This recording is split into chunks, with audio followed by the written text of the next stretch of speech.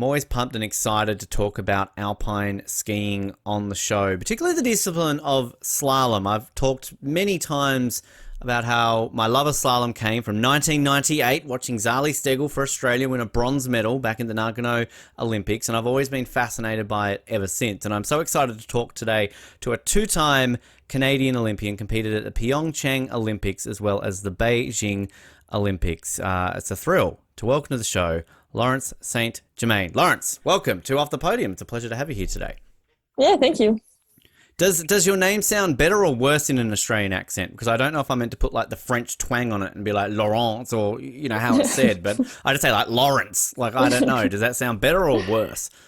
I definitely rather have Laurence than Lawrence because Lawrence is more like a guy's name. I went to school in the US and they used, most of the time my professors thought I was a guy at first, so. Wow. Okay. I'll try Laurence. Okay. Yeah. People call me Lo, so you can call me Lo. It's easier. Lo. Okay, that's easy. I can't butcher that one, can I? Yeah, no, Lo. Exactly. That's why I'd rather people call me Lo, because then Lo. Less stressful for people, and it's nice. Good. Okay. Well, glad we've got that over and done with. Lo, welcome to the show. Hey, it rhymes. Look at that. We're rapping. We're getting involved in this. But as I said, slalom, I absolutely love it. Alpine skiing in general is a great sport. I mean, I can assume that as a Canadian, you're born on skis. It's probably something you all do at a young age. But how did you get into skiing? Was it a simple case of you're young, you need snow, boom, let's start skiing?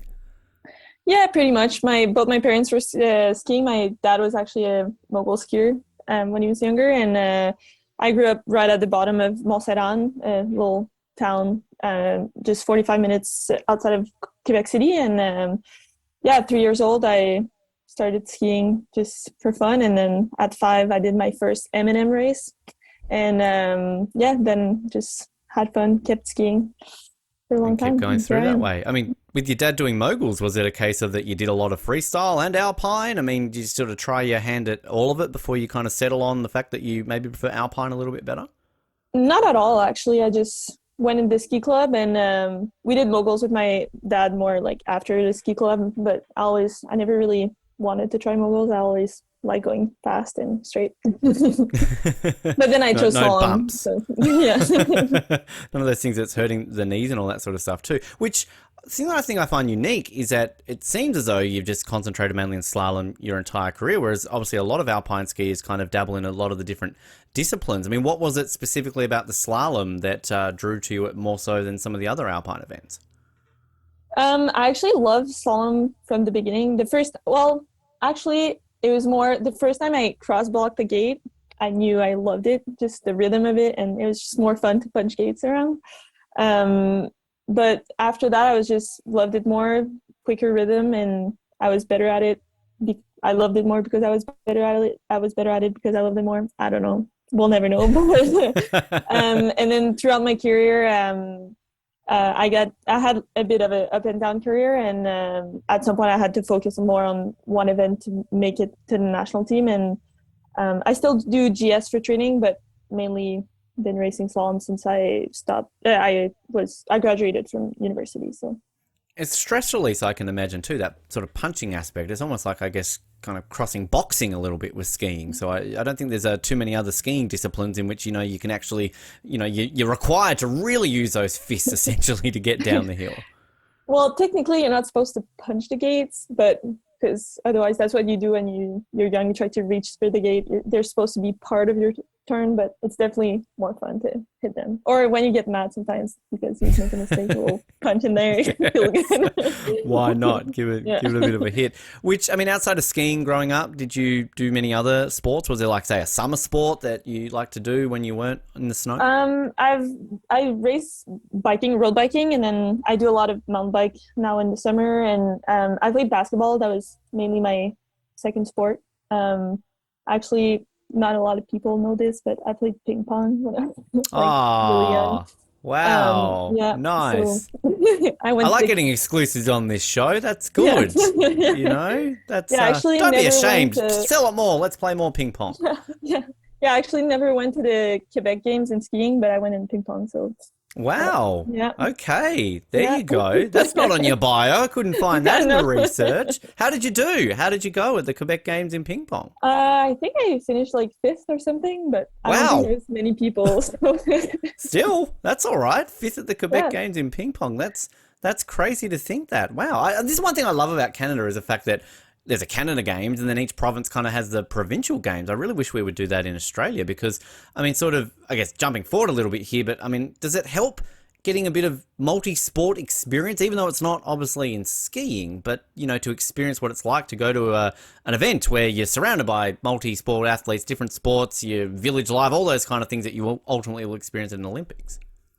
yeah, it's pretty fun, and I feel like it pushes kids to like it makes it special for even if you don't make it to high level, at least you had that experience to go to a special game, meet like when you're young, even if like for me it was in Saint-Hyacinthe, which is like 2.5 hours from my house, but it was a trip to go there, you know, and meet other people from the province. So it was pretty special to go to a big event like in grade five, you know. It's pretty fun, yeah.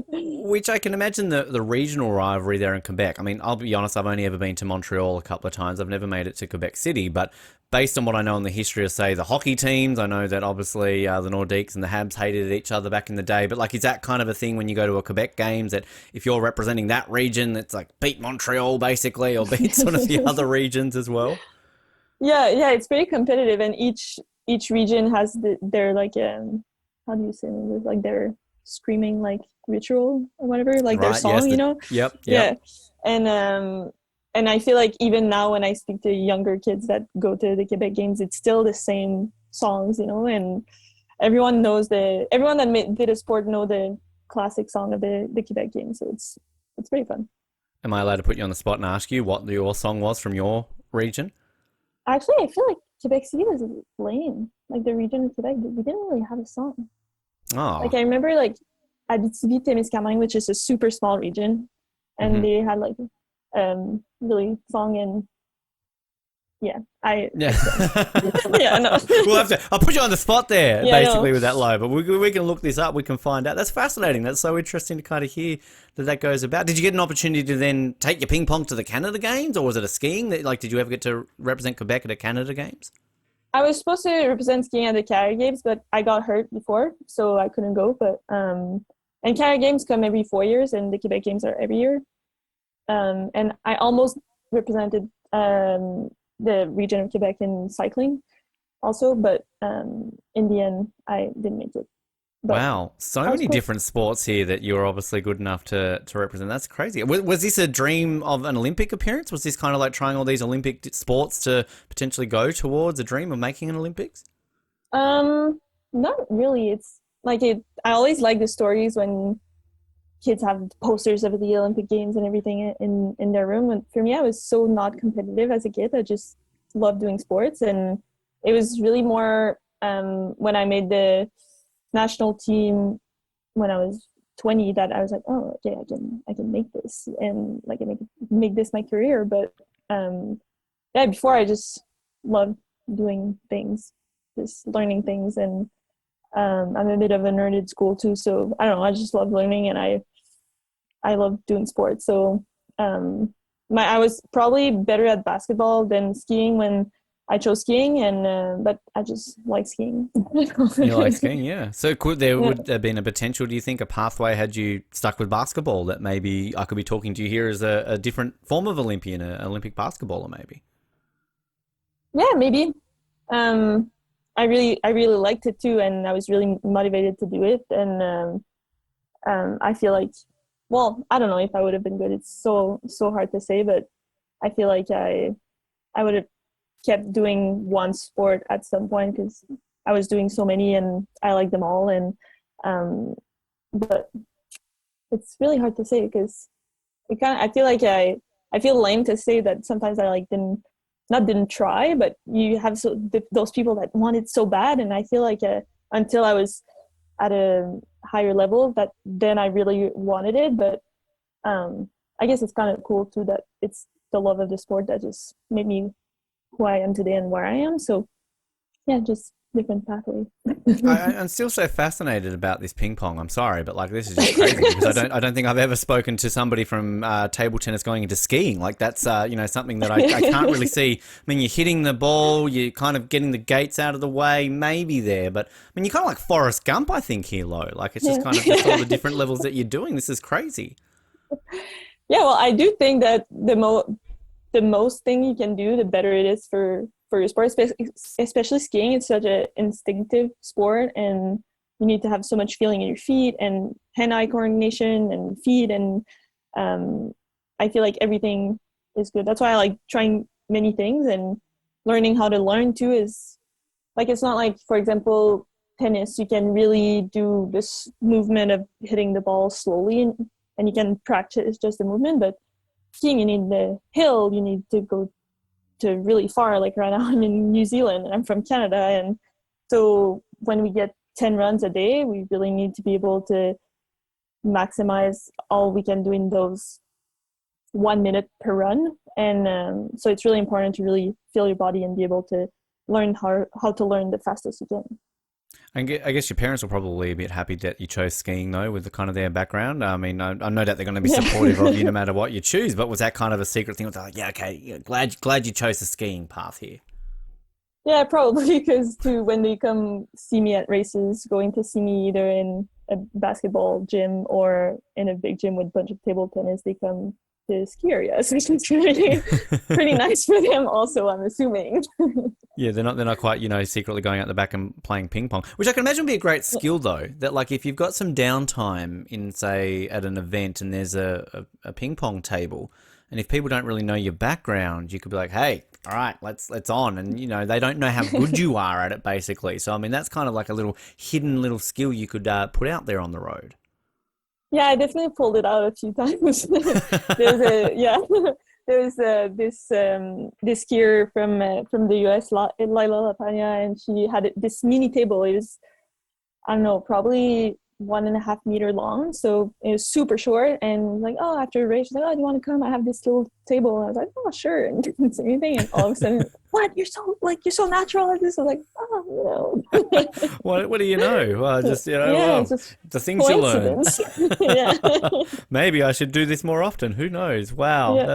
that's absolutely crazy. When it came to obviously the skiing side of things, so you make your World Cup debut 2015. Get into the top 30, not bad.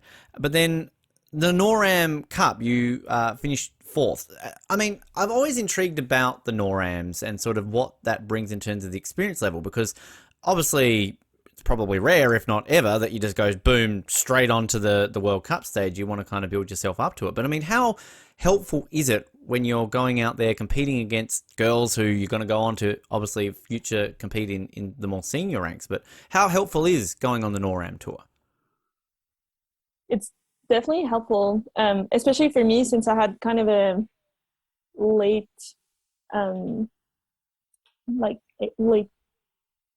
improvement, I guess I can say, because I went to university. I was on the development team, then got cut from the team, and then decided to go to University of Vermont. And then if the NORAM circuit wasn't there, there's no way I could have made it back on the team. And to learn how to perform, like to go on the World Cup without being able to win a race or to podium at a race is definitely really difficult, because in World Cup, when you start, you want to make it to the top 30, but it's so stressful. And I think the best way to learn is really to be able to focus on winning. Learning how to win is so different than learning how to do your best to maybe be in top 30. The mindset is totally different. And I think it's really important to really compete against the other people from North America and try to win or podium. But I think it's a very, very important step in the learning process to make it to the World Cup. Because I can imagine, is it kind of like, I guess, when you go from primary school, elementary school to high school? So sort of when you end elementary, you're on top. You're kind of like, you're the top grade. You're the cool kid. Everybody's sort of looking up to you. But then, of course, the next year when you go to high school, you're you're straight back down to the bottom again. Like you got to work your way up to the top. So is it kind of a way you can look at it that like you're doing so well in an NORAM, you're getting top 5, you're doing this, as you say, you're sort of learning to win, and then next season all of a sudden, boom, top 30. That's what I need to do. It's obviously a much of a different experience, as you're saying.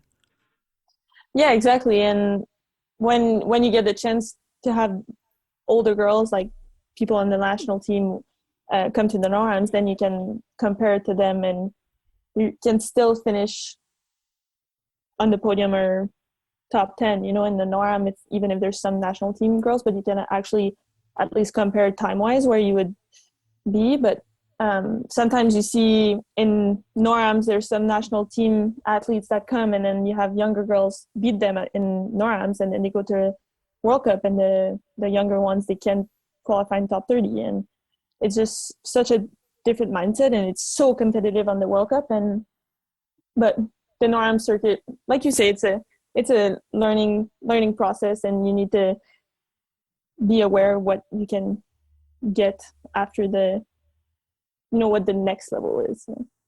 In terms of the top 30, so is that just helps towards an Olympics, like with ranking points? Is that sort of guaranteed qualification top 30? Sort of like, what is it about that top 30 that is so important to try and achieve? Simply because in World Cup, only the top 30 of first run makes it to second run. So if you finish 31st after first run, you don't even get a second run. So you get no points, no fifth points, like if I guess skiing points. And then once you're in the top 30, you get also World Cup points. So it's really trying to make it to make World Cup points, so then you can also improve your start number. So if, for example, in a NORAM, you're winning NORAMs, you can start between first and seventh. Great snow, free, like fresh course, and then you go into World Cup and you start 50 after 49 girls that go down. It's pretty rowdy. So it makes a huge difference. So if you can make it in top 30, make some points, and then you move up a little bit in the ranking, and then get a better course, and then get a chance to compete against the best. It's not like hockey where you just send a Zamboni out to smooth out the ice. You can't do that after every single competitor. Because basically, as soon as somebody crosses a line, the next girl's going down, right? Yeah, exactly. There's no much. They can't fix the snow really, and they're not allowed to move gates. So if there's a big hole at a gate, you need to be able to do some bobsledding there.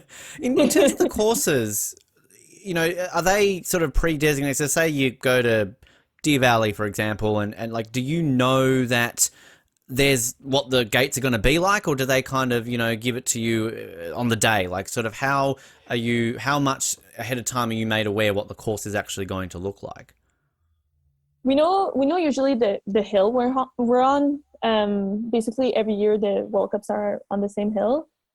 And for slalom and GS, it's 2 runs, and they set different for every run. So I show up at my race in the morning at, let's say 8, and at 8:30 I have inspection. So I can slide the course really slowly. I'm not allowed to do any turns in it, and I can just look at it. And then I race an hour later. So I have to do a lot of visualization and just practice. And then I'm allowed to watch the other girls that start in front of me go down. And then they do a fresh other course for the second run. And then it's the combine of the 2 runs. So it's completely different. That second run, it's a different course. Wow. Yeah, you can have a complete turny, crazy course, and then have a mega highway for the second run. It really depends on the person that sets. And then for speed, it's a bit different. It's only 1 run, and usually the courses are a bit more similar because it's high speed, so they follow a bit more the hill. But yeah, for tech, it can be totally different. That's crazy. And who decides that? Do they just have a designated course designer or something like that? Are they usually an ex-skier who's gone, all right, well, course number 1 was a bit too easy for them, so let's make it more challenging? I mean, kind of, how does that work? It's coaches. It's preset at the beginning of the year, so it depends how many athletes are in the top 15. So, for example, if Canada has one top 15 athlete, they draw each race. So with every amount of racer that you have in the top 15, you get that amount of chances to win a course set. So they totally draw every race. And, well, it's decided at the beginning of the year. So I know well, I actually don't know for this year, but usually this race, this person's going to set. So you get an advantage per country because if my coach set all my training. So if at a certain race, Canada gets a set, then my coach can set the course, and usually they do similar to what we train. So fascinating. It's an advantage, yeah. Wow. And I mean, have you had that happen? Like, does that happen often for you where you're kind of like, great, coach, boom, let's go. We've got this one. Let's do it. Yeah, actually it happened. Yeah, it happened usually once a year. But one year, my coach was supposed to set the second run. And well, he set the second run, but we all went out in the first run, so we didn't get a second run. So he set Damn. everyone else but us. Yeah, Jeez. He was not happy. It was disappointing. Wow. So Yeah. unlucky. Is it work that same for the Olympics as well, or is it a different sort of style for the Olympics? That's a good question. I always assumed it was the same, but maybe it's different. Actually, maybe it's just a FIS, like a neutral person. I feel like that would be fair, but I actually don't know. That's a good question. Well, let's ask at least one tough question, Lo, just to see how it goes. The rest are easy. One, we'll just go, we'll put you, I've got two. I've made you nearly sing, and now I've, stumped you on that one. So I'm ticking through the boxes. You mentioned going to college in the US and sort of love reading through your stats. I believe you were the first skier in the history of the University of Vermont to sweep the slalom and giant slalom titles at the NCAA, and just a sixth woman ever. What's that like, kind of going through it completely? And do you get to that last one going like, well, it's gone so well for me now, I just need one more, and then like, don't fuck this up because I can create history here, and then ultimately you do it. So you're like, oh, phew, that went all right. Well, actually, it was really strange because I was definitely not the favorite for the GS, which was the first day, and already I really, really wanted to win the slalom, and I knew I could do it, but it's slalom. It's ski racing. Anything can happen. And when I won the GS, like, oh my God, I want to win the slalom. If I win the slalom, I win both. That doesn't make sense. And that just added so much more stress. And yeah, the GS was such a surprise for me. I don't do much GS anymore, but I still raced it in college. And I said as a joke to my technician the year before, oh, next year for my final year at school, I'll win both races. And he was laughing so hard. And every time we trained GS and I was so far from the girls and struggling, he was just like, oh yeah, GS, you're going to win the GS, haha. And then I texted him right after my race. I was like, I guess I was right. What do you know? Surprise. That's crazy. That's awesome. What do you get for that? Like, do you get a plaque on the wall? I mean, do they retire your bib or something like that? Like, kind of what do you get for creating school history with that? I actually didn't get anything for like special for winning both, but when you win a national championship, you get a ring. And one of my old teammates that was at UVM my first year, she told me, if you ever win a title, ask for the men's ring and not the women's ring because it's way bigger. And so I got two, and they're giant. I don't know when I can wear this. Like, it's unreal. There's no chance I can pull this off. They're giant, like it's heavy on my hand. Would it help you on a slalom course, like getting rid of the gates, maybe, do you think? Honestly, that would be dangerous. Wow, that's crazy. I do love how America does love their rings when it comes to sports, right? Like, it's, you know, the championship rings and all that kind of stuff, which it's insane to see. I remember when the Raptors won the championship, seeing the rings that they get. It's just absolutely incredible, right? I mean, I'm glad the Olympics do medals, because I don't know about Olympic rings make sense. So you got the Olympic rings, so you could get Olympic rings ring, if that makes sense. So yeah, maybe they should do that. I don't know. Putting ideas out. ISE, big listeners to this show. Obviously though, 2018, you make it to your first Olympics. When you qualified, obviously we always find out on the show that winter athletes have a much more, closer qualification period right to the games than some of our summer colleagues. What was that feeling like when you qualified, kind of that process? Did you know sort of well in advance, or was it a last minute sort of, when you were selected, everything along those lines, that whole period leading into PyeongChang? I was actually selected. Well, I made the criteria in November, and I had no idea. So I only Wow. found out in January. So, and my coaches apparently thought I knew, and we finished the race in the Cranksagora. I'm never gonna forget this. We were just packing the van after the race, and I hadn't done super well, so I was pretty bummed. You know, it was close to the last race before the Olympics. I think we had only one more left, and we were packing the van. And I was kind of bummed, and I was like, "Oh, you know about the Olympics? I don't know. I'm stressed." And he was like, "What do you mean about the Olympics?" Well, like, I hope I can go. He was like, "Well, you're going." Like, what?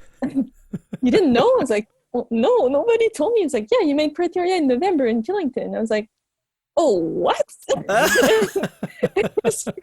And that night I called everyone at home. I qualified to the Olympics 2 months ago. Wow. But yeah, That's I was so crazy. happy.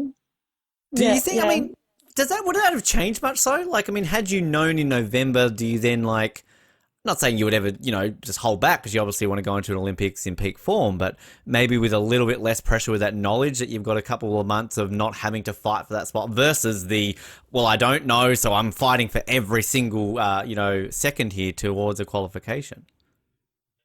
Maybe, because it was pretty, well, for everyone, it's pretty stressful to make it to the Olympics. And I was in the young side of the team back then. Now I'm on the older side, but back then I was the young. But The good days.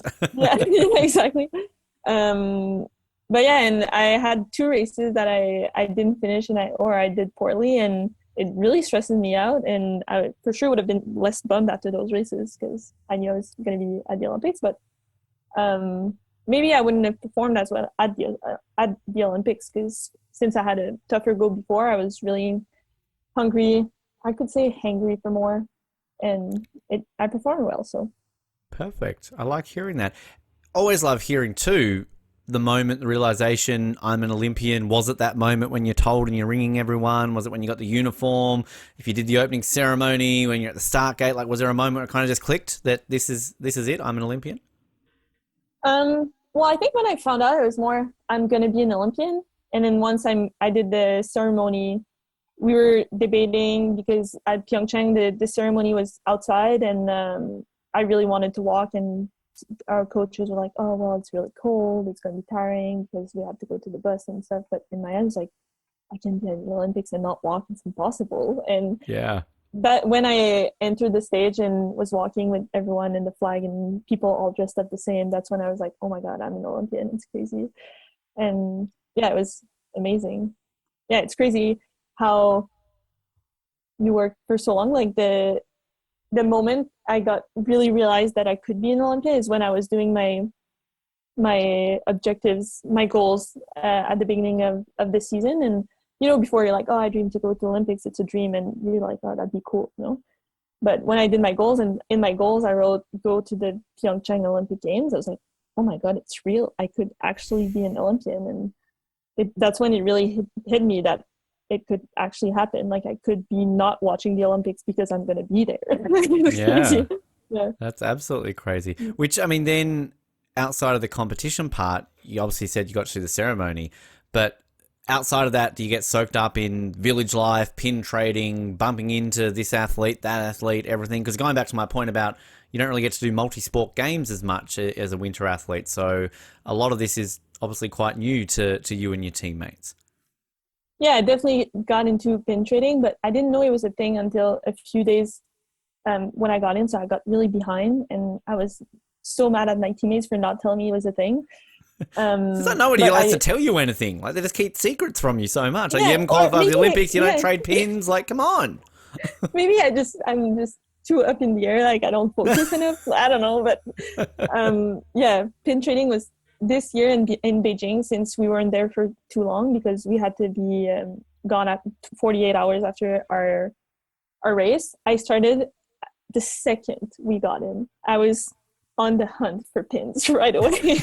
I got so many. I was so happy, um, but yeah, in Pyeongchang, I loved it. I met so many people and made sure I could go see Alex Harvey because he's from my hometown, the Northeast here, and I went to see one of his races. And it was nice because I was racing the first race. The slalom was at the beginning of the Olympics, and I was also racing the dual, which was at the end. So in between, I had a little bit of a break to go see other events, and that was like a whole Because Olympic experiences. obviously Beijing a little bit different, yeah, than the experiences. So you kind of got to experience a proper full Olympics without any restrictions and things like that, which I can imagine, does make it a lot more fun, even though you sort of got, as you said, those bookends with the competitions and everything. Do you set yourself a target? I mean, I kind of feel weird always asking this question because I'm assuming everyone's target is to try and win a medal. Of course it is. At the top of your game, you want to do that. But do you then go into it thinking like, okay, a minimum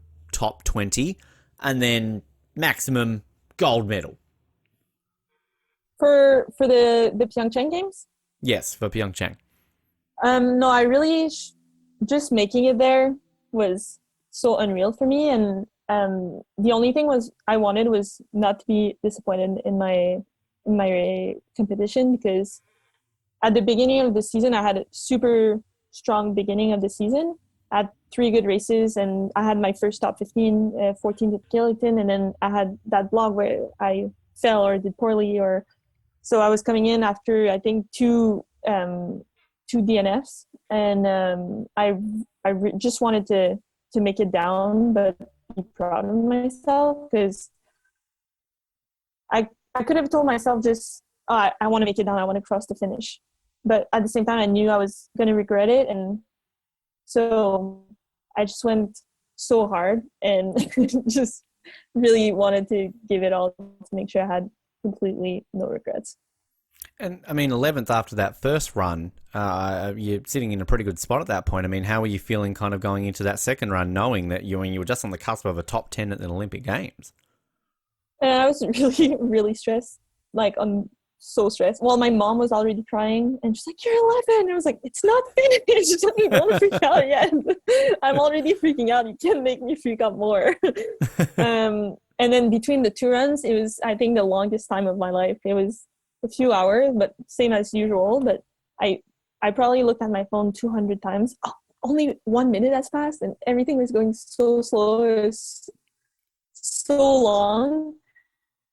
But yeah, it was a really cool run. I was not expecting that, for sure.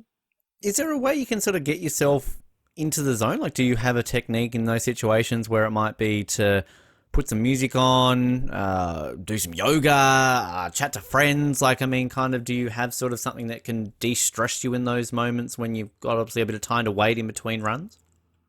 Actually perform better under a bit of pressure. I'm usually, when I don't perform well, it's because I'm too chill. So my routine at the start is mostly I'm trying to stress myself and make sure I realize this is a race and it's time to compete. Wow. As I said, I was really not a competitive kid. I used to sing Christmas song when I was going down. So, Jeez, so, there's a secret. Yeah. Any particular one? Like Jingle Bells work better than White Christmas or something like that? It was my favorite one was Petit Papa Noël. I don't know the English version of one. It's like talking about Santa Claus coming. But sing it. Go on, Lo. We're going to get you to sing by the end of this interview. Come on. And you'll see it's a really chill one. It's not really good. Like, it's not a slalom song. It's Petit Papa Noël. Wow. See, it's pretty calm. So I was not. I'm falling asleep. Yeah. Wow. But it's the one that Santa crazy. brings gifts, so that's why I loved it. Okay. And you want that gift of a good time at the end, basically, right? So that's kind of what you're asking for, kind of going down. Well, down again, the hill. it was M&M races when I was young. I wanted the M&Ms. You wanted the. So these are the ones where you're actually winning M&Ms, right? Like, so that's the goal at the end. You're not winning Marshall Mathers and a trip to Detroit or something like that. You're winning actual candy. Yeah, no, there's someone at the bottom giving M&Ms little packets, and there was participation gift, the machines that you like pull the arm down and they give you an M&M. I got one of those. Well, I don't have it anymore, but I got one of those. See, this is the thing that I'm learning about alpine skiing. We had Greta Small on, and she mentioned about how that she won a race sometime and won a bunch of Chupa Chups. So, I mean, it just seems to be I like this have big no reward idea of what that is. the like the lollipop kind of things that you have, if you know what those are. So, Ah, okay. yeah, it's all the candy. I need to get into alpine Yeah. skiing. It's like you're literally a kid in a candy store, basically. Yeah, it's a gravity sport, you know? Yeah, exactly. Wow, this is absolutely crazy. Obviously, you end up 15th in PyeongChang in the individual event. I mean, do you leave satisfied or dissatisfied because you were 11th, dropped a couple of spaces, or I mean, you still leave in Olympics, your first Olympics in the top 20, so obviously still a great result. Yeah, when I came down, for sure, it's, you know, this second run of slalom is a flip. So when you're first, after first run, you start 30th at the second one. So when you come down, you want to come down in first, so you know you saved your spot. So when I came down and I saw I was, I think, I don't know, third maybe or fourth, I guess, I don't know. I came down and I knew I was going to move back for my 11. So my first reaction was, oh no, I didn't do well. Well, not didn't do well, but I didn't keep my spot, and I had a bit of a mistake at the bottom. And but then I was like, I guess the worst I can come is 15, so it's not so bad. And then I was super happy, and yeah, coming, like, I was probably disappointed for about 3 seconds, and then after that I was stoked. Yeah, I can imagine because I mean it's your first Olympics. You go into that with no experience, and you come away with that, which is obviously again fuel to the fire. I can imagine moving forward, looking towards Beijing. But ultimately, of course, you've got the team event, new event that happened in PyeongChang. How is the selection made with that? Like with you and Erin? Like, is it performance based or does it come down to something else? Like when do you know? When do you know that you're going to be racing in that? In Pyeongchang, we knew that it was going to be me, Erin, and Candice, but because we have a sub, and but we didn't know Erin was by far the best, and so we knew it was going to be her. But the one starting the race was between me and Candice, so we actually had a time trial at the race, and Candice had done super well in World Champs in 2017 in Beaver Creek with Erin. So I knew she was good, but I really, really, really wanted to be part of the team event. I thought it looked so cool. And, you know, at school, in college, it's, you know, skiing becomes a team sport. And now to have the chance to race with the Canadian team as a team, it makes such a big difference. And it makes it so much more cool to be part of a team, individual sport, but part of a team. And I ended up doing well in the qualifier, and I was really stoked to do it. It was a And fun event. I loved it. It was, and like I was yeah, so, when it was in Beijing as well, it's like, it's so great. I love these sort of team events you can kind of have in the sport. And I mean, ultimately, sadly, lose out to France, basically. And of all the countries to lose out to, I can imagine, like, yeah, America sucks because, you know, they're your rivals, but it's a Quebecois. You don't want to lose to France, do you? I mean, yeah, and god I think damn it, not them. we lost by like 400s too. It was so close.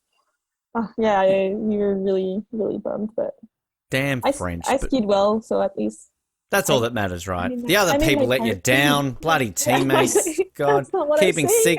keeping secrets from me. Ah, losing the race. But I mean, at the end of the day, like whenever you're going to lose in an event like that, I mean, France obviously go on to get fourth, so they miss out on a medal. But like, I mean, do you kind of want to then lose to somebody who does well though? Like, I mean, you don't, I guess, want to lose to a country that goes out in the next round. Like, if you lose to the gold medalist or you lose to, you know, fourth place, I mean, I guess a little bit. You're like, okay, well, we got beaten by a pretty decent team on the day.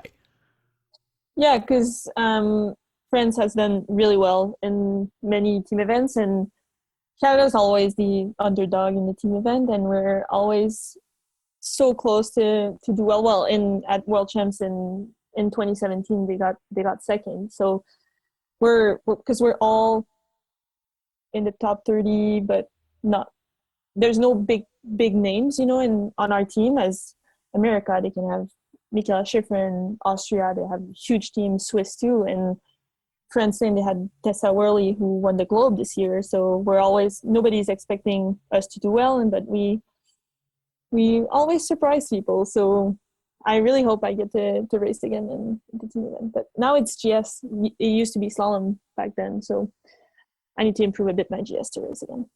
Well, you mentioned big names. Now, I know she doesn't exactly compete in your discipline, but I always have to ask any alpine skiers about the great Esther Ledecker. Big Hmm. fans of hers on this show, and just incredible athlete. I mean, when you see somebody like that who can switch between snowboard and then alpine, I always love the Lindsey Vonn quote where she was like, I got beaten by a fucking snowboarder back in PyeongChang. Brilliant quote. Yeah. But the thing that amazed me in Beijing is that it almost seemed like just every day she's like, oh yeah, I'll try this event. I may as well do this one today rather than just, go into it. I mean, how do you look at someone like that? Like, do you just look in awe, like, wow, how do you do this? Or is a bit of it like, oh, fuck off back to snowboarding. Come on, stop showing us up. We're working our ass off all year, Keep to your snowboarding, you. It's just crazy because I do one event. I specialize in slalom, and sometimes I feel like I run out of time for training closer to the races, or I need to do so much to try to be the best, and I'm pretty good. Like, I'm satisfied with the way it's going, but and she won the Olympics and she crushes in snowboard. I struggle to be good, to be like the best in one event, and she can do so. Like, she technically does 3 or 4. I don't know how many events are in snowboard. I guess there's slalom and GS also, and then she does super G and downhill. I don't understand how she has enough time or energy to do that because it's so demanding. And just I can imagine going between doing turns on a snowboard to skiing. It's totally different. I'm scared to do skateboarding. Like, everything sideways, I'm done. Yeah, the one time I tried skiing, which lasted all of 30 seconds before I wimped out and went back to the ski lodge, I was always asking people, like, should I do skiing or snowboarding? Like, what's easier or what's, like, better? And people sold me on skiing. I didn't try snowboarding. I was like, no, give me skis. Again, I was a wimp. I lasted 30 seconds, but at least I can say I tried skiing, whereas snowboarding, yeah, that doesn't look fun. Yeah, no, it actually looks fun. Carving, when they have so much angles and everything, that looks pretty fun, but they have pretty bad crashes.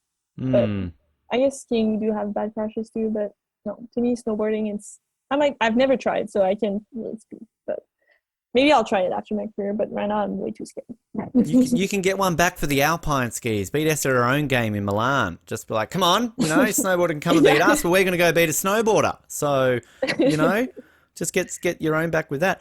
In the lead up to Beijing, you get 6th in the World Championships in 2019. Do pretty decently in the World Cup season, getting 8th overall in the slalom standings. I mean, in the lead up to Beijing, you're doing pretty well consistently in the top 10. Sort of what were the different goals going into your second Olympics, given the form that you had between PyeongChang and Beijing? Yeah, definitely. Honestly, my last expectation was to do the same, or actually to do worse in Beijing than PyeongChang. Like, I was aiming for a medal, but it would have been a surprise for everyone, even like especially myself, to have a medal. But I knew if I had the 2 best runs of my life, I could definitely be in there, and I was definitely aiming for at least a top 10. But finishing 17 didn't even cross my mind. So it's pretty disappointing. But I think after having such a strong 2 years before the Olympics, I put a lot of pressure on myself, and I had really, really high expectations because I was skiing really well, but it didn't work out that day. But I definitely thought I could do better. Well, on the positive side of things, though, you talk about obviously in PyeongChang, finishing your first round higher, dropping lower. It was the opposite, though, in Beijing. Mm-hmm. I mean, you make up 5 places, right? So, I mean, silver lining there, you did better on the second run to get into the top 20. So can you sort of take that at least from your second Olympics? Yeah, and I think I left it out there. I came in with the same nice mindset that I wanted, that I had in PyeongChang. I wanted to have no regrets. And again, I wanted a podium, and I knew the only way I could get a podium was to have the 2 best runs of my life. And there was no way I could do that by going halfway, And so I'm actually really proud of my race. I'm just disappointed in the result on paper. I think I did everything I could to try to have the best race possible. But it's sports. I wonder actually what the stat is on, if you ask all the athletes in the Olympics, how many are actually happy about their performance. So well, Yeah, It's a good point you make because we've had many athletes on the show who, they go into Olympics and finish seventh, but they're thrilled with it because, as you said, they put it all on the line. They're like, look, I could not have done better on that day. But then you might have an athlete who wins the gold and maybe they're just kind of like, well, got a gold, but I know I can do better. It's kind of that crazy balance. Like some of my favorite moments of the Olympics is when you see someone win a bronze medal and they're celebrating like they've won a gold, or even finishing sixth, like because they know they couldn't have done any better. So yeah, I think that is a great point because it always is about challenging yourself and pushing yourself. And ultimately in history, you're going to look at it and see, well, okay, I got 17th, but you know how well you did that day, and you are the one who can sort of sit back and look and go, well, I was satisfied with that because I know I did a great run. Yeah, exactly. And I push myself. Some for sure it's great to be an Olympian, two-time Olympian, even better, and to be able to compete at the Olympics is such a privilege. But when you're there, you just want to do so well, and the pressure is so high. And even if a medal would have been probably 1% chance, I wanted it. So it's always hard when you don't get it. But I'm still here, so maybe in Milan, it's gonna be my chance. You look at it too. Milan, it would have been 58 years since Canada's last medal in the women's slalom with Nancy Green back in '68. So, I mean, bit of history that could be made there as well to kind of break a big drought. Because, again, as an Australian, I look at Canada, Winter Olympics, you guys are obviously fantastic, dominant in so many different sports. But I like these little droughts that you can kind of work towards because that's a 2 lifetimes almost, you could say, that period there. So just to give you a bit of drive then to think, well, hey, this is one of the big droughts for Canadian Olympics. I've got to look towards it and we can do this in Milan. Yeah, for sure. After PyeongChang, I was like, oh, I for sure need a medal in Beijing. And after Beijing, I was like, wow, now I really need a medal in Milan. And and Nancy Green, I've met her, and she's such an inspiration. And she did so much for ski racing in Canada, and for sure to be the next Olympic right after her. If you see the list on Wikipedia and you see Nancy Green, Laurence St-Germain, I'd be pretty stoked. It would be pretty nice there too. But I mean, in terms of just the Alpine team in general, obviously with Jack getting a medal as well, I mean, is that just a big boost for the team in general? Because it'd been, a couple of Olympics since Canada had medalled in alpine skiing. So I can imagine that that's a bit of a confidence boost for the team in general, kind of looking towards of what can we build on from what we've achieved in Beijing. Yeah, we have a really, really strong group right now, and Jack was so impressive at the Olympics. You could see he really, really wanted it, and he brought it to another level. And we have a really strong group in this, like that whole group of speed guys. They're so good. They got a few podiums this year in the World Cup as well. And for us on the women's side, we have everyone can be on the podium this year, basically. And in Beijing, we were 4 girls in the slalom, and could have all 4 been in top 10, and it didn't perform like we wanted, but it can be really, really interesting what Canada can bring in the already this year. I think it can be really good, and hopefully we can bring up other athletes all the way to Milan. And the time of recording this, you're in New Zealand training, which I love hearing that you get the North American athletes coming to the South, basically, because it's always, all the Aussies are always going off to Canada and Europe to train. So it's like, come down to our neck of the woods for once. But I mean, what's it actually like training in New Zealand? They've obviously got some great slopes there. I mean, does it differ much to what you're used to back home in Canada?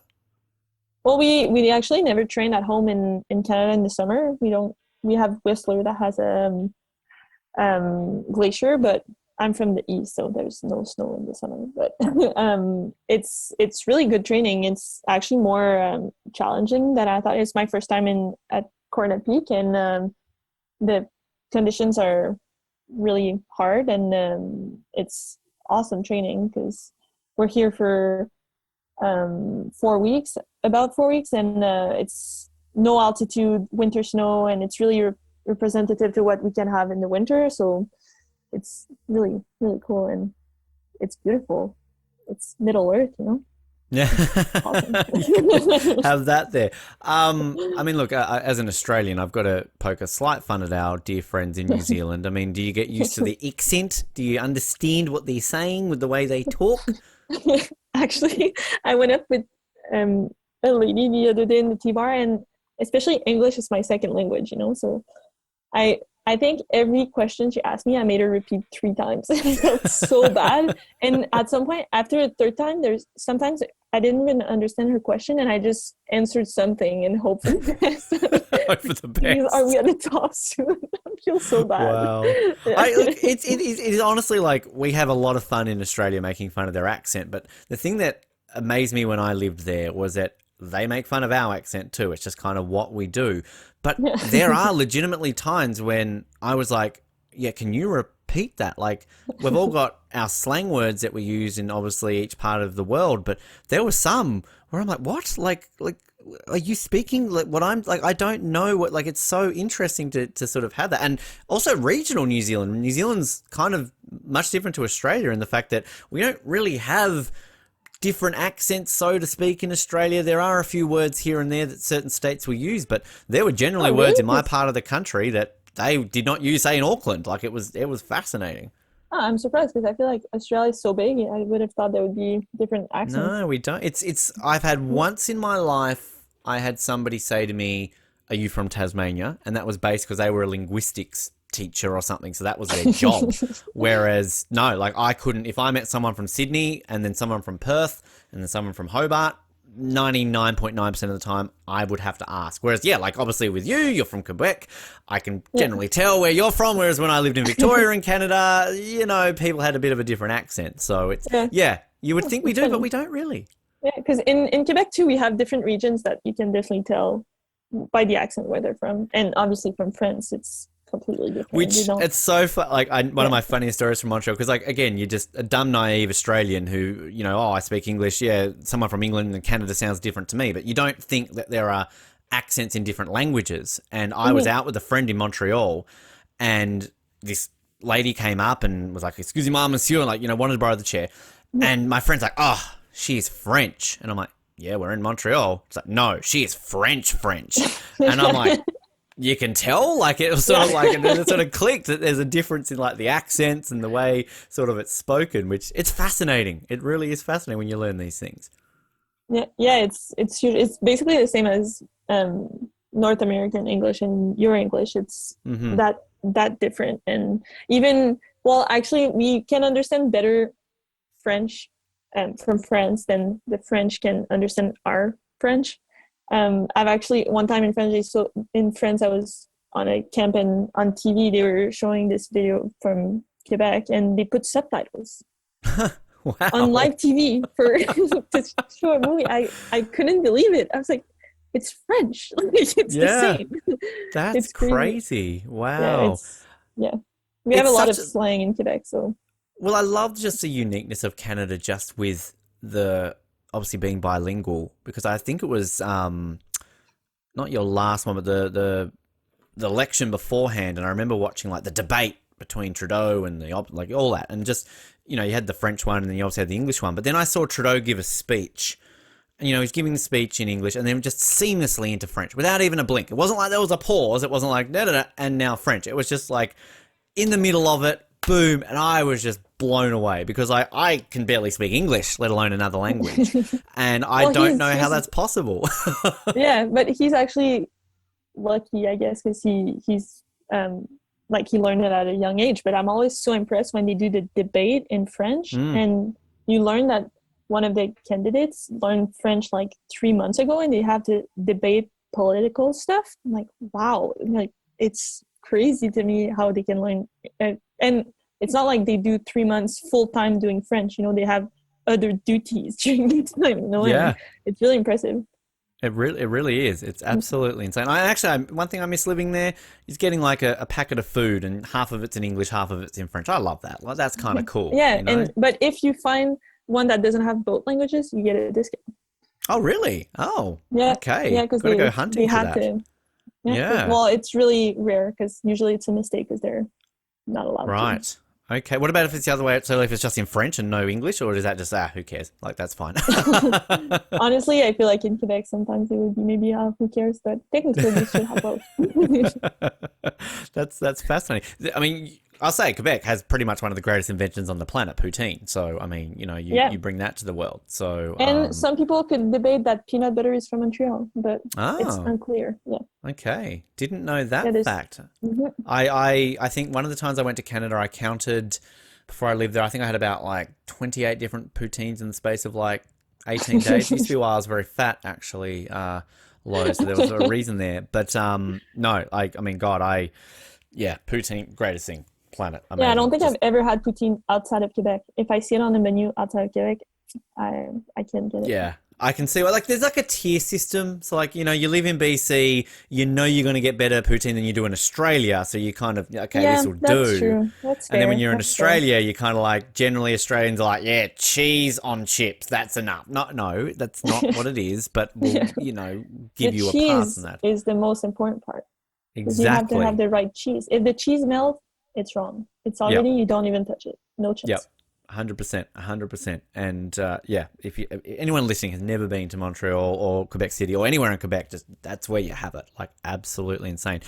Lo, before we get to set of questions that we like to close it up on, you talked about sort of being at university and everything like that. Biomedical engineering, I believe, is what you studied or study. Is that correct? Well, so I did it at University of Vermont. I did computer science, and I graduated from that in 2019, and then now I'm doing biomedical engineering.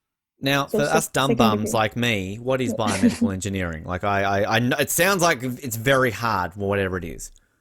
It's the engineering of medical side, I guess. I don't know. It can go. It's so wide. It can go from tissue building or MRI machine or I want to go more either in like biomechanics, so like prosthesis and stuff like that, or in surgical robotics. That would be the two fields that I like more. But yeah, it's like if you take, for example, biochemistry, well, it's really just biochemistry engineering. Like it's Wow. this side engineering of this science. So you're combining two very hard things together, basically. You really like a challenge with this, it sounds like. I guess. Wow. Yeah. That's crazy. And is it something that when you're out there, you're in New Zealand, you're training, you're obviously traveling the world a lot doing I mean, is it just by distance? Do you get a lot of, deferrals for subjects and things like that? Because like, hey, I'll be back next semester because I'm just kind of skiing in the Olympics. Like, how does all that work? Well, actually, COVID was super helpful because everything was online. So for me, it was great. And I was hoping they would keep a bit more courses online. Yeah, no, I do it in class. So I just miss school and read the book. But yeah, it's tough sometimes, but I'm kind of used to it now. I just need to be really on it. As soon as I skip a day, then I get lazy and it's not going to work. But yeah, I was full-time at UVM and now part-time, so it's a bit easier. But yeah, and it's like, for example, coming to New Zealand, one flight, well, I had 3 flights and one of them was 14 hours. So you have some time to study. You out, do. you know? Yeah. It's definitely a bit of a long flight from this side of the world to your side of the world. I mean, I was just saying you're kind of close to Australia. So if you've got a spare week or two, you could kind of it's only 3 hours to the west of you, Lo, if you've got some time, I can vouch for it. It's pretty decent.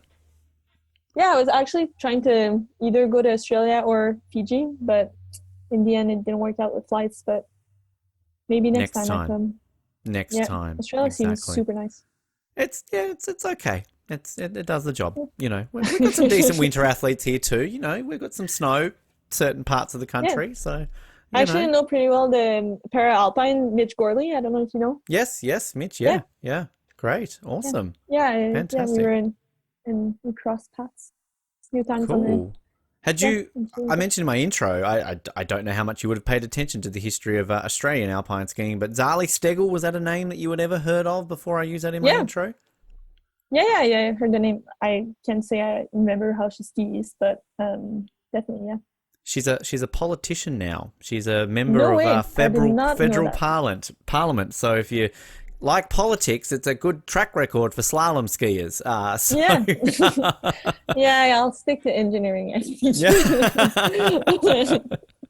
well, she might be able to help you with that. If you come to Australia, some funding or something like that, hook a fellow slalom skier up. But look, these are a set of questions that are given to Canadian athletes. Now, they were given to you ahead of PyeongChang as well as Rio. And now the reason I think you might have answered these, because I'm going to use the questions that were given to Erin. Erin filled this form out, and it's on the Team Canada website. So I'm sure you did a lot of media things and questionnaires and that in the lead up. But do you remember filling in like a questionnaire that involved drawing and asking you random things like TV shows you watched, things like that? I don't think so. Well, probably, I guess. It was like 4 years ago now. It was a long time Yeah. ago. But I I've don't got, remember drawings. well, the aspect of this, so it's always optional. You can do it if you want to. We've only ever had winter athletes come through with it, so clearly winter athletes like to draw. But They have so, for pictures example, on it. you can draw a picture of yourself. There's draw a place from your hometown or province.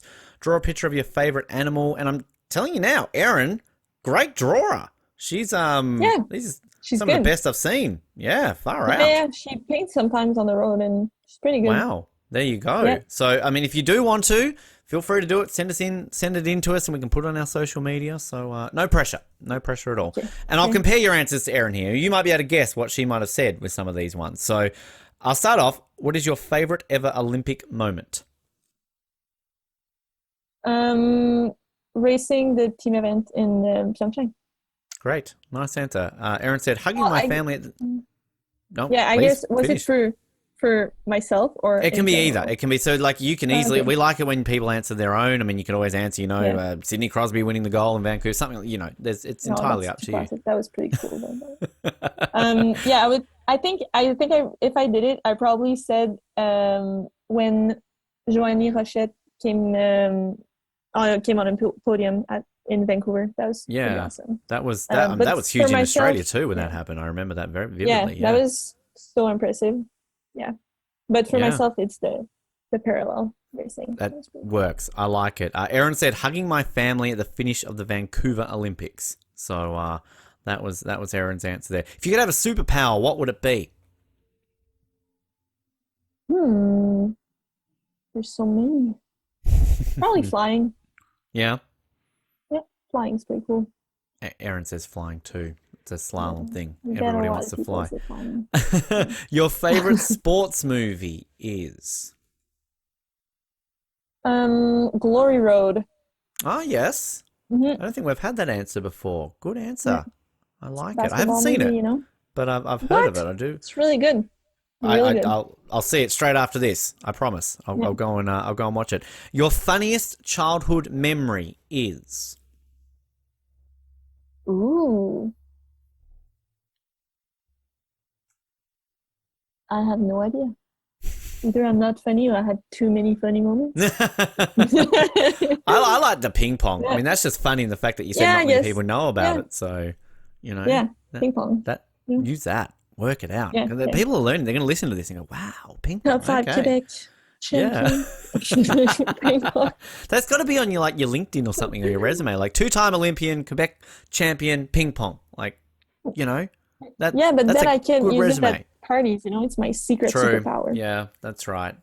Singing, you've done all right on that today, so you can put Yeah. that up sleeve, sneak it out. Your favorite pump up song is? This is hard. I actually don't listen to music at the start. I like being in my head. But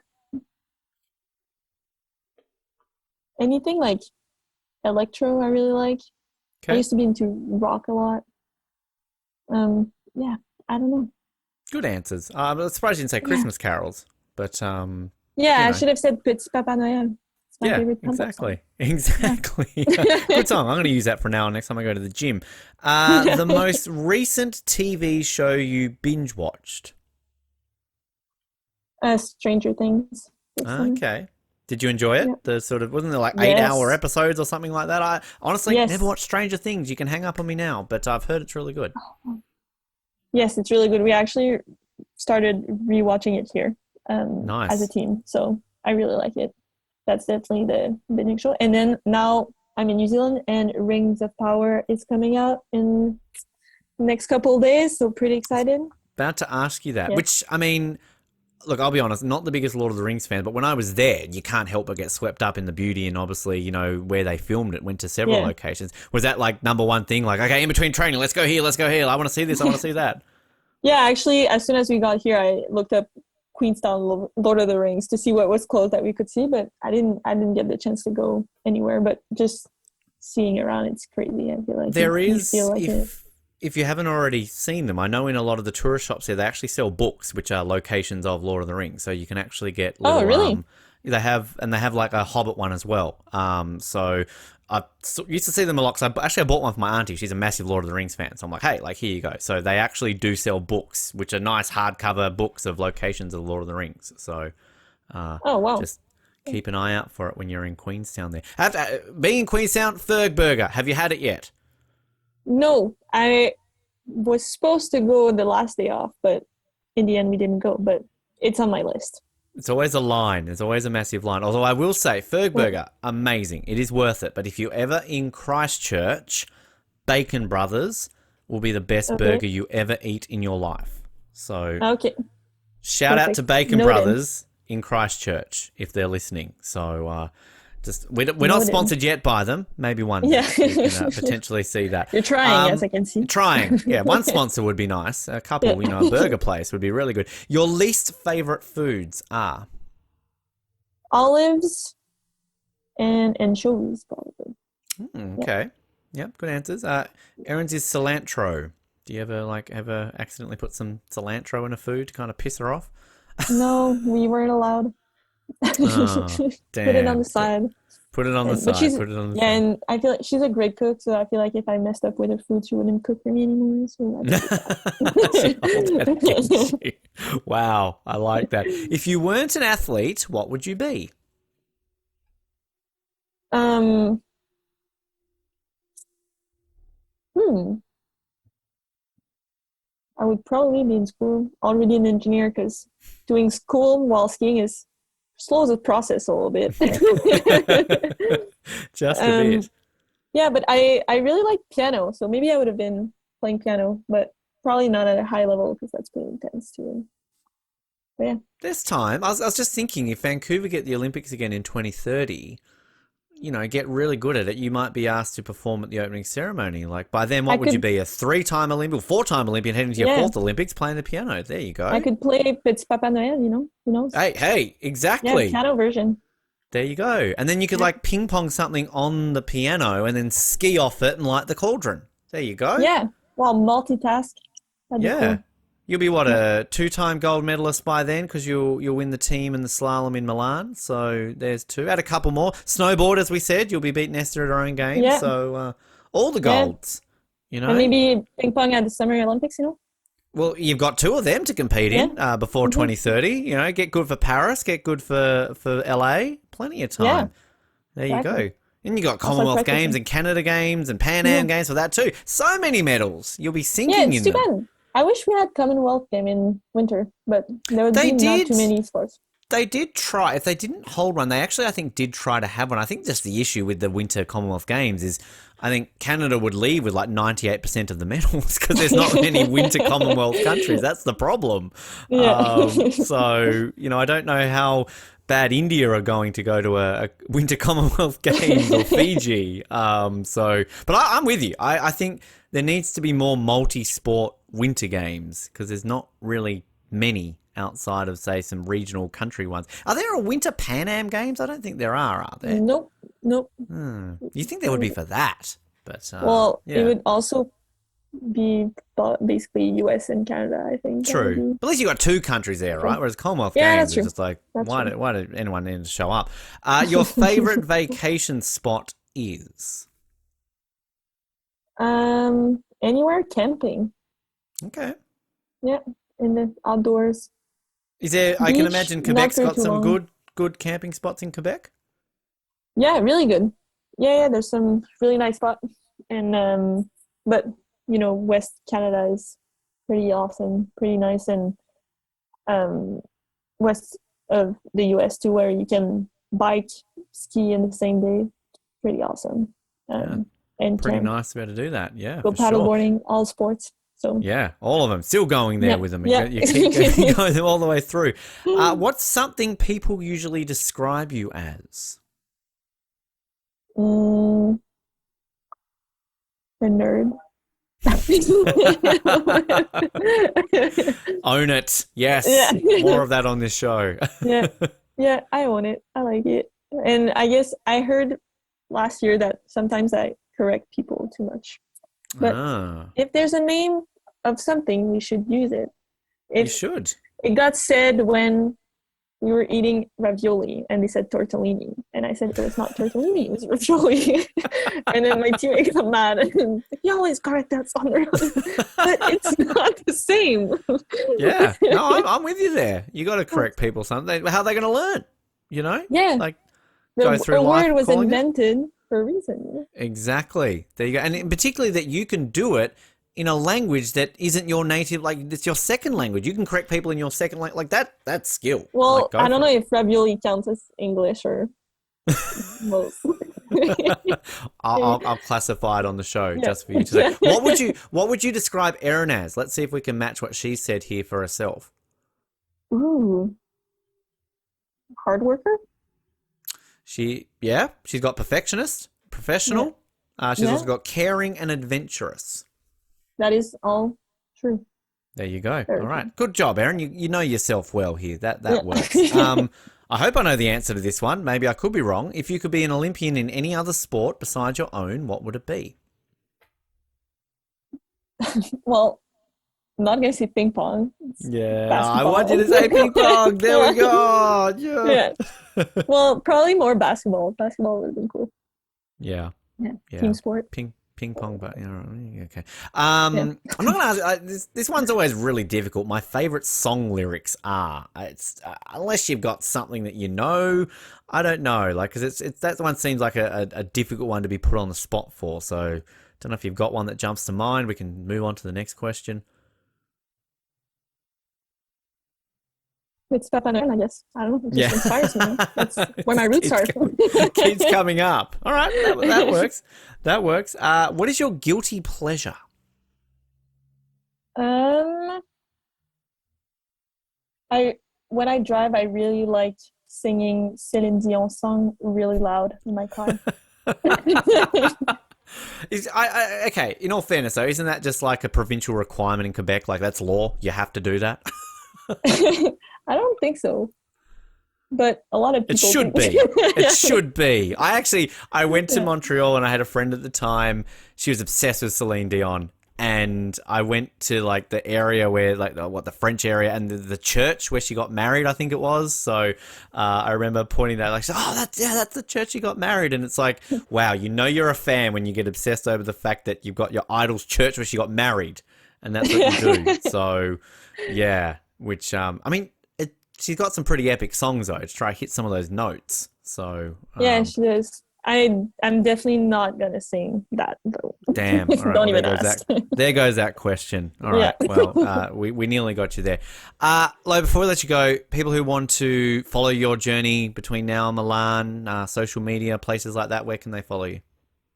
I'm on Instagram. I'm not the most active, but I try. And yeah, I have an athlete's Facebook page also, but mostly Instagram is the best. No TikTok yet? I always have to ask about TikTok. Yeah, no, I struggle with that. I'm not a good social media, but it's important for my career. But yeah, I still don't even know what TikTok is, so I just don't even bother to try there. Lo, this has been so much fun to learn everything about your career and everything along the way. I mean, I seriously think we got the biggest coup of all time with this ping pong talk, so thank you for that. But we look forward to obviously seeing how you go in the lead up to Milan and coming home with a couple of gold medals and working towards Vancouver 2030 with more gold, pianos, ping pong, and everything else that will come back in BC place, lighting that cauldron, everything that will come with that. Thanks a lot.